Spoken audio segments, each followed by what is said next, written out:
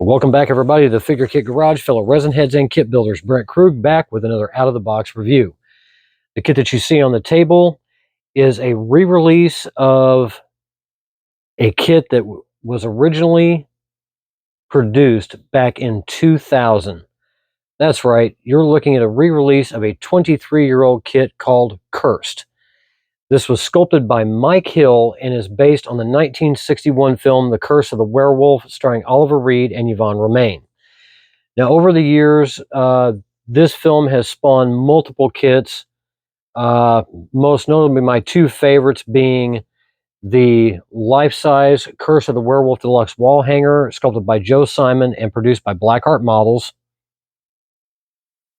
as well as the two-bust set entitled Christmas Curse, sculpted by Jeff Yeager and produced by Paul Gill of Gillman Productions.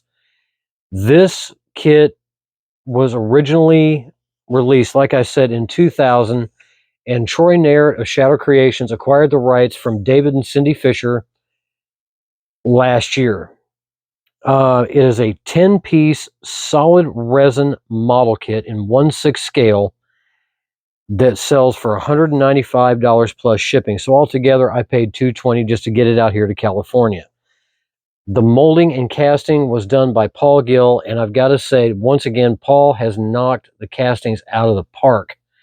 A kit this old, you never know what's going to happen over time, but Paul was able to remold this and recast this, and please make note that I say he recast this, but he's helping it to be re-released. This is not a recast.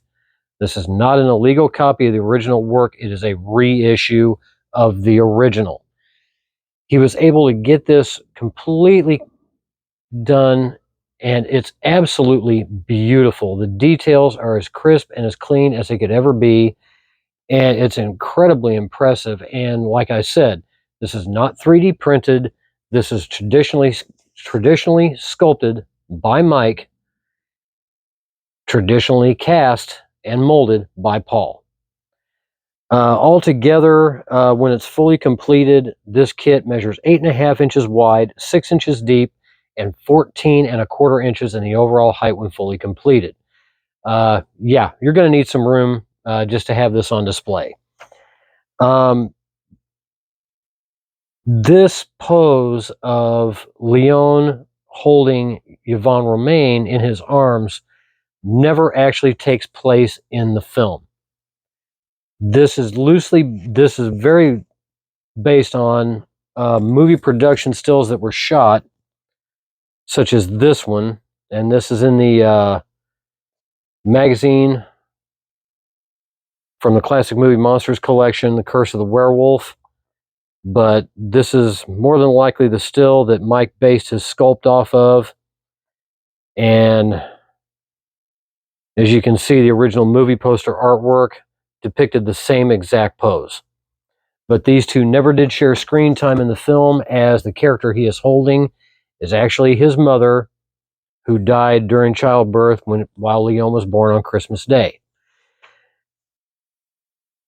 So we'll go ahead and take a look at the parts and pieces of this, and this is definitely one that everything's going to have to be drilled and pinned. Without a doubt. There is no in-between. There's no middle ground. This is an old school resin kit. Drilling and pinning for something like this is definitely going to be required. And we'll take a look at the legs of Leon. Mike did an impressive job of sculpting the boots and the pants that Oliver Reed wore in the film. Very simple, not understated, not overdone, not embellished in any way. Very, very well sculpted. And like I said, the castings on this from Paul, beautifully done. Pretty much any cleanup is going to be damn near negligible, to say the least. So once again, Paul, you killed it. You definitely killed it. Now, this is the portrait of Yvonne Romaine as sculpted by Mike. Very beautiful features. And she does have a length of hair for ponytail that she wears that will attach at the back like that, which will hang down. Minor seam line work in the hair. And like I said, this is a very old school resin kit. For being a 23-year-old resin kit, it holds up beautifully. It really, really does. The fact that it has been re-released after all this time, it's pretty cool, since Nocturna Productions ceased selling this kit years ago. But just excellent quality in the castings overall. And then we'll look at Leon's head.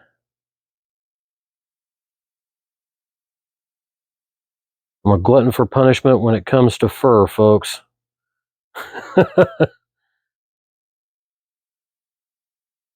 But beautiful detail in that fur, and the teeth, and the fur around his eyes and the bridge of his nose. Just an excellent sculpt. I'm really happy to have this in my collection now. And the upper torso of Leon and the main body are cast in one solid piece. I was not sure how that was going to be done, because I'd never seen the original release in its separate pieces. This caught me off guard, so this is going to be a lot of fun to paint. But Mike's attention to detail in the folds and the wrinkles in her dress, absolutely gorgeous. Beautiful flow to it. The fur in Leon's hands.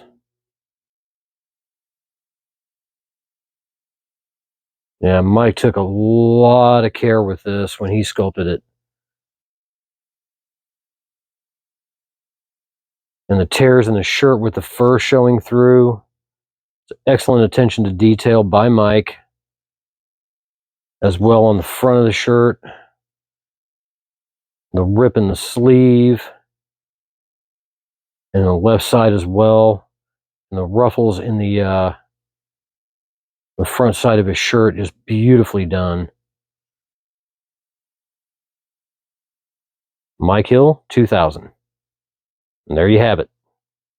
And then these two little areas here will be for her feet. And they will plug in just like that. They will be drilled and pinned. But that's how they will fit in. And as well, her arms. Put you down.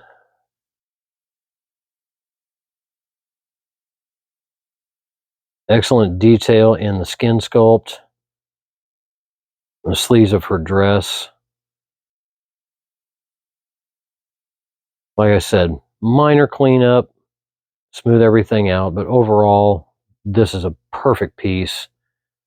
Any fans of the Curse of the Werewolf film will love something like this in their collection. And her arm will hang down just like that.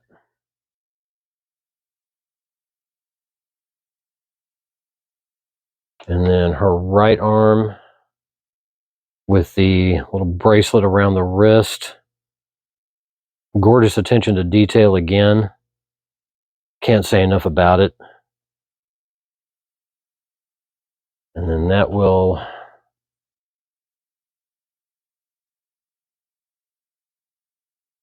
make sure I get the positioning correct. Hang down about like that.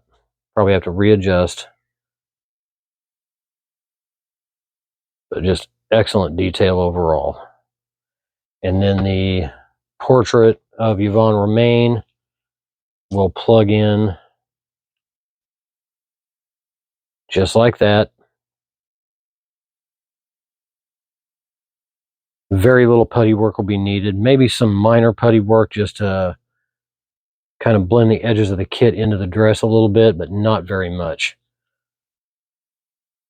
And then Leon's head fits perfectly into the neck socket.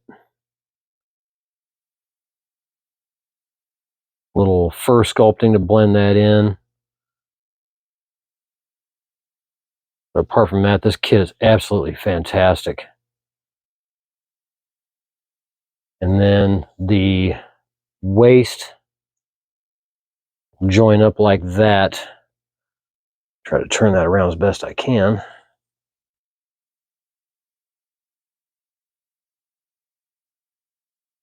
It'll attach right at that point. That'll definitely have to be drilled and pinned, as will the feet for the base. Try to get this better in camera view. It'll fit just like that.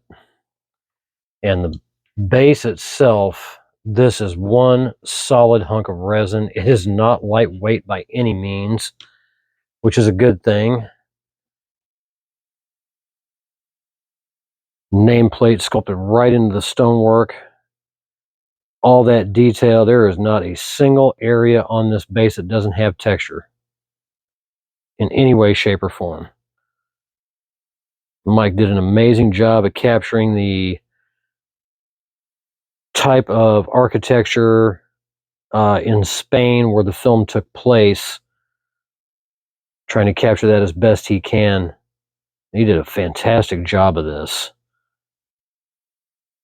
And of course, Paul Gill, molder and caster, etching his initials into the bottom.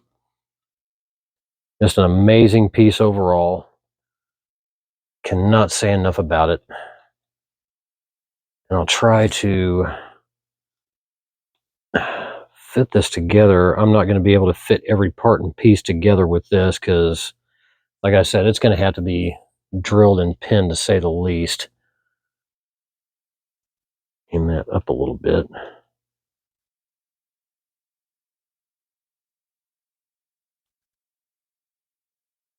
Now, when I said 14¼ inches tall, folks, I was not kidding. This is a very tall kit. Definitely needs its own shelf space, but well worth the price that I paid for this. I was lucky enough to get in 5th on the list. It did take Paul a little bit of time to get the molding and casting done. The humidity in the eastern part of the country where he lives slows down the molding and casting process. Anybody that's new to this hobby, humidity in every way, shape, and form will slow down the molding and casting processes in this hobby, because it affects the way the mold rubber and the casting resin react. So it did take a little bit longer than normal to get this kit after I got the payment sent, but I didn't care. Paul made it clear that he was having difficulty because of the temperatures where he lives, and I was okay with that. This was well worth the wait. It was well worth the price. So very, very big thank you to Troy Nayert for securing the rights to re-release this kit, as well as Paul Gill for the molding and casting effort that you put in on this. Guys, you knocked it out of the park. You really, really did. So thank you to the both of you for making this happen. Past that, I want to say thank you to everybody that subscribed recently and that has kept their subscriptions with me. I appreciate every single one of you. Like I said before, and I'll say it again, without you, the Figure Kit Garage wouldn't exist. Pardon me. So, for this review, scratch that, reverse it. Check out Model Club TV on YouTube, Jason Walker and Scott Johansson. They should have a new episode dropping hopefully sometime next week. Model in a Movie, Jason Walker and Brian Clark, talking about models, talking about movies. Check out those videos as well. Anything more? No.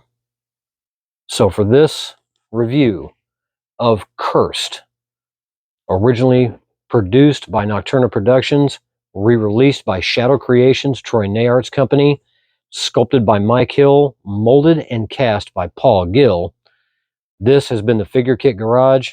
Everybody stay happy, stay healthy, stay safe. Build a kit.